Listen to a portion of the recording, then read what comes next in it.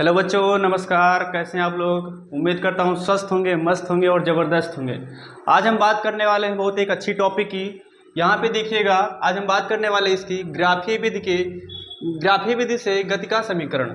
आइए हम समझते हैं ग्राफ के माध्यम से कैसे हम इसका निगमन करते, विस्तार पूर्वक करते हैं। हमने लिखा है एक बोर्ड पे, देखिएगा सब लोग इधर।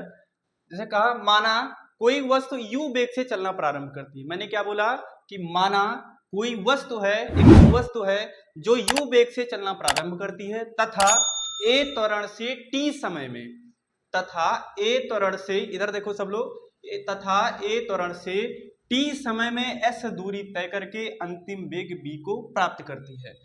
ये था लैंग्वेज। आइए हम इस ग्राफ के माध्यम से समझते हैं। जैसे हमने कहा, एक रेखा ये वाली हमारी हो गई, कौन सी? समय की रेखा हो गई। क्या दर्शा रही है? समय की रेखा। ये वाली रेखा हमको किसको दर्शा रही है? समय को, यानी कि t को। और ये वाली रेखा हमारी वेग को दर्शा रही, b को दर्शा रही है। हमने इसको क्या माना? ये वाली पूरी रेखा को t माना है। इधर देखिए, आगे बढ़ते हैं। इस वाली रेखा को हमने क्या माना है? b माना है। ठीक है।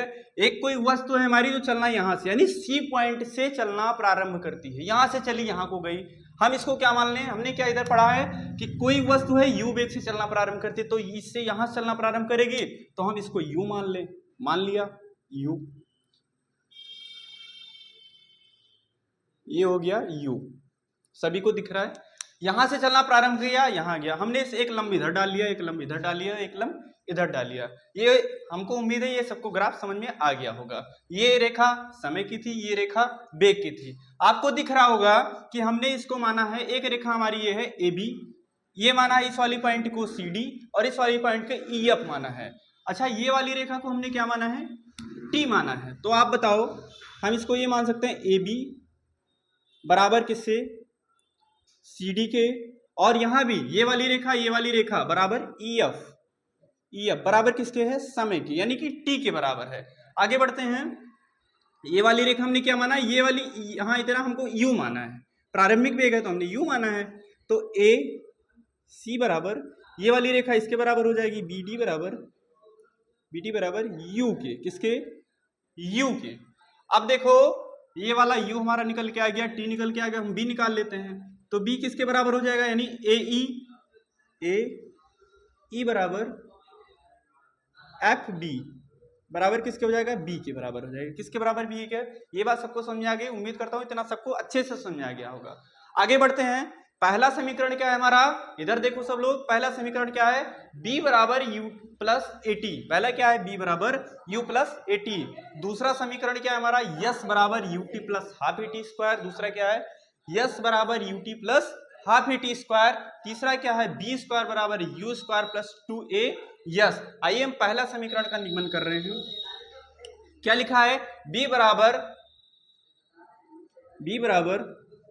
U plus AT। B बराबर U प्लस AT। हमने पढ़ा है त्वरण A बराबर होता है अंतिम वेग। अंतिम वेग क्या है? B। अंतिम वेग B माइनस प्रारंभिक वेग क्या है? U, और बटे में समय के। अंतिम वेग हो गया माइनस प्रारंभिक वेग U हो गया, और बटे में किसके? समय के। अब यहां से क्या हो जाएगा समीकरण? AT बराबर B माइनस U। अब यहां से B बराबर निकल के आएगा, B बराबर U और प्लस AT। ये देखो, T आपका यहां गया, AT हो गया, और B माइनस U यहां रखा हुआ था, तो यहां AT बराबर B माइनस U। ये यहां इस B को यहीं पे छोड़ देते हैं, इसको इधर लेके आते या इसको हम इधर लेके चले जाते, तो B बराबर हो जाएगा U प्लस AT। पहला समीकरण आपका सिद्ध हो गया। ये बात उम्मीद करते हैं सबको अच्छे से समझ में। आगे बढ़ते हैं। दूसरा समीकरण क्या है हमारा? S बराबर UT plus half AT, UT plus 1/2 AT square. दूसरे समीकरण की तरफ चलते हैं। अच्छा, दूसरे समीकरण के पास चलने से पहले हम एक चीज और देख लेते हैं। आपको इस ग्राफ में एक त्रिभुज नजर आ रहा होगा। अब कौन सा त्रिभुज है? आप देखो, ये वाली रेखा, ये वाली यहां से यहां गई, यहां से यहां गई, और यहां से यहां गई। एक त्रिभुज नजर आया। दूसरी बात, एक आपको आयत भी नजर आ रही होगी। आयत कौन सी? AC और DB। AC और DB, ये आपको आयत भी नजर आ रही होगी। तो त्रिभुज क्या होता है भाई? देखो, त्रिभुज यहां से दूसरी लाइन से क्या है? एस बराबर, पहले समीकरण को लिख लेते हैं, एस बराबर यूटी प्लस 1/2 यानी हाफ एटी स्क्वायर। इसको हमको सिद्ध करना है। तो हमने देखा एक त्रिभुज है, यानी त्रिभुज का क्षेत्रफल, दूरी बराबर, दूरी हमने किसको माना, एस को, यानी दूरी एस बराबर त्रिभुज का क्षेत्रफल, त्रिभुज का क्षेत्रफल और प्लस आयत का क्षेत्रफल, यहां पे ले लें प्लस आयत का,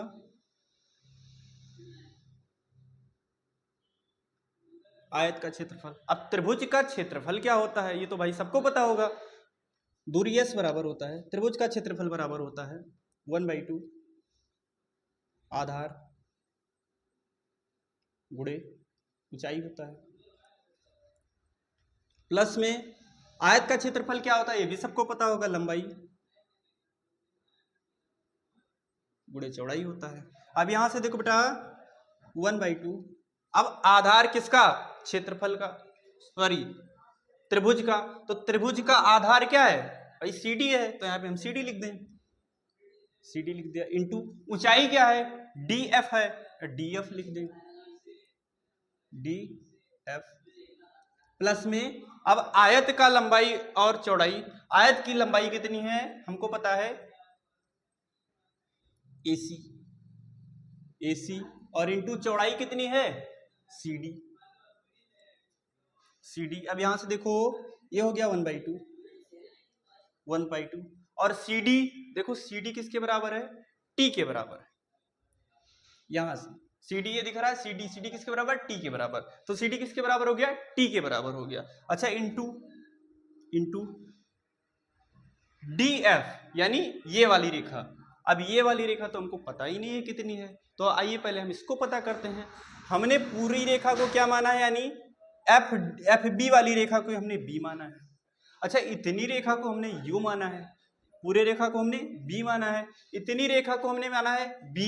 अच्छा हम अगर B में से इस U को माइनस कर दें तो हमारी ये वाली रेखा निकल के हमको आ जाएगी। तो हम ये कर लेते हैं, क्या करना है, हम B माइनस U कर लेते हैं, क्या कर लें, B माइनस, यानी इस वाली रेखा में इस वाली रेखा को अगर माइनस कर दें तो ये वाली हमको रेखा मिल जाएगी।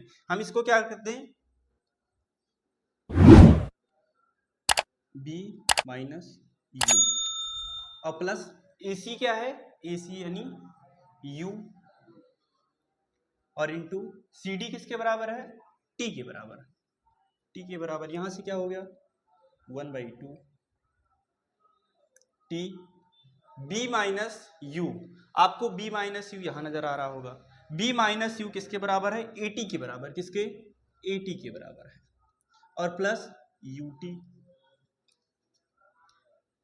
अब यहां से क्या हो गया 1/2 AT स्क्वायर प्लस UT किसके, यहां से S के बराबर, S बराबर 1/2 AT स्क्वायर प्लस UT, इसको हम ये भी लिख सकते हैं S बराबर UT प्लस 1/2 AT स्क्वायर। ये दूसरा समीकरण भी सिद्ध हो गया भाई, सबको नजर आ रहा होगा, उम्मीद है सबको समझ में भी आ गया होगा।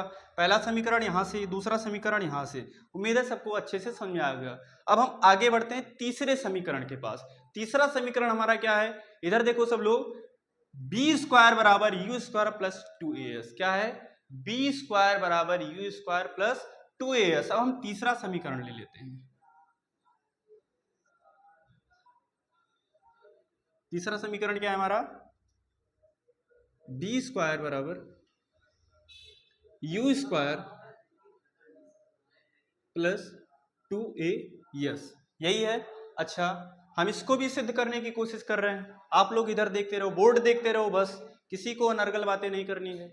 इधर देखो हमको एक इसमें क्या चतुर्भुज नजर आ रहा है, क्या, कौन सा, ये वाला चतुर्भुज, भाई सबको नजर आ रहा होगा, यहां से यहां वाला और यहां से यहां वाला और ये वाला, सबको अच्छे से नजर आ रहा है भाई, क्या है, चतुर्भुज है। कौन सा, ये वाला हमारा क्या है, चतुर्भुज। कौन सा है, समलंब चतुर्भुज है। तो हम क्या लिखेंगे, दूरी, यहां भी दूरी लेंगे, दूरी यस बराबर समलंब समलंब चतुर्भुज का क्षेत्रफल।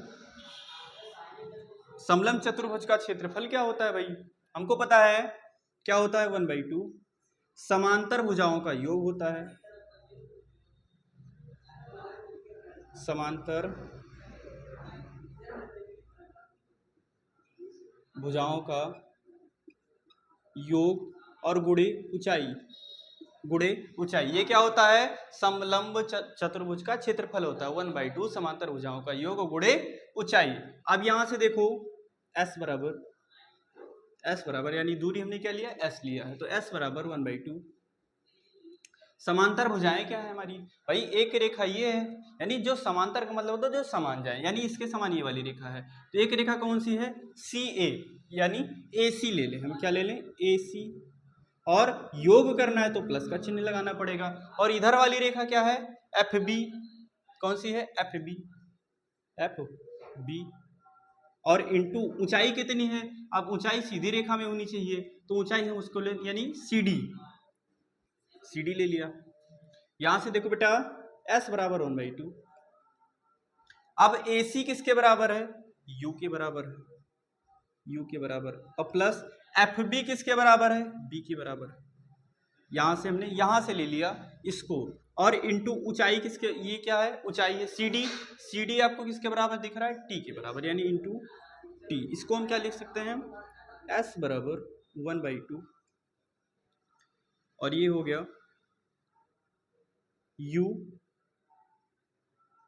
U प्लस B, और ये T, यहां से T देखो, इस T का मान हम कहां से लेके आएंगे, आप यहां देखो, यहां हमने क्या देखा है, A बराबर B माइनस U/T। अगर हमको यहां से T का मान निकालना हो तो T का मान हम क्या निकालेंगे, इधर देखो सब लोग, हम क्या करेंगे, हमने क्या लिखा है, यहां से देखा है A बराबर B माइनस U/T। अगर हमको T का मान निकालना हो तो T का मान क्या निकालेंगे, T बराबर हो जाएगा B माइनस U/A। यहां से क्या हो जाएगा, B माइनस U/A। T का मान कहां से निकलेगा, यहां से निकलेगा। ये बात सबको समझ में आई। आगे बढ़ते हैं, इस T को हम क्या लिख दें, इंटू B माइनस U/A। आगे बढ़ो, S बराबर क्या हो जाएगा, अच्छा यहां तुमको दिख रहा होगा बेटा, ये है A प्लस B, ये क्या है, A माइनस B। तो उम्मीद करता हूं ये वाला सूत्र सबको बहुत अच्छे से याद होगा, A plus B, A minus B।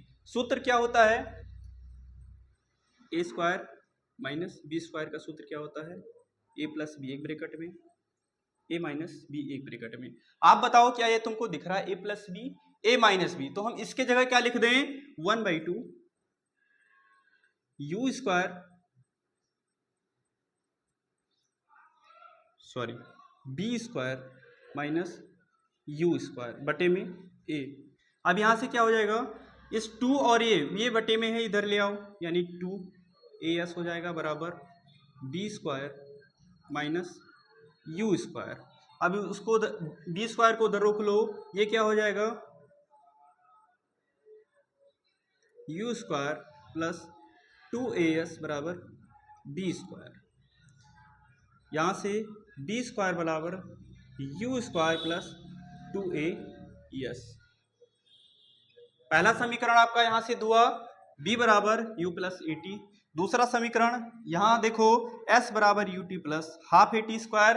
तीसरा समीकरण यहाँ B स्क्वायर बराबर U स्क्वायर प्लस 2AS। उम्मीद करता हूं ये वीडियो आपको अच्छी लगी होगी, तो लाइक करिएगा, कमेंट करिएगा, और हमारे शुक्ला ग्लोबल इंस्टीट्यूट को शेयर भी करिएगा। जय हिंद।